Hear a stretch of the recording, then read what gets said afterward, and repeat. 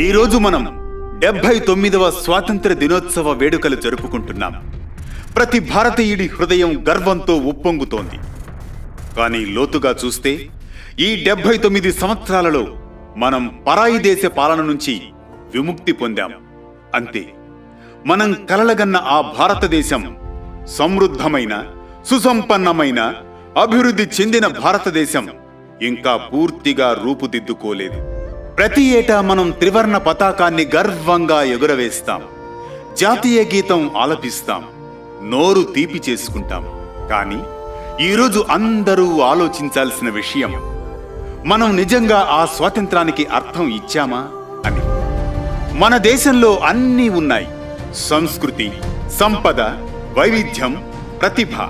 కానీ వీటితో పాటు కుట్రలు, కుతంత్రాలు, రాజకీయ కుయుక్తులు, అవినీతి, హత్యలు, మానభంగాలు, దొంగతనాలు కూడా ఉన్నాయి. కొన్ని రాజకీయ పార్టీలు బ్రిటిష్ సామ్రాజ్యాన్ని తలపించే విధంగా కుటిల బుద్ధులతో మన దేశాన్ని ఇంకా 1947లోనే నిలబెడుతున్నాయి. ఇది మనం కోరుకున్న భారతదేశమా? ఇది మన స్వాతంత్ర సమరయోధులు కలలుగన్న భారతమా? నేను కలలుగన్న భారతదేశం ప్రపంచం మొత్తం గర్వంగా చూసే ఒక సుసంపన్న దేశం, ఆకలి చావులు లేని దేశం.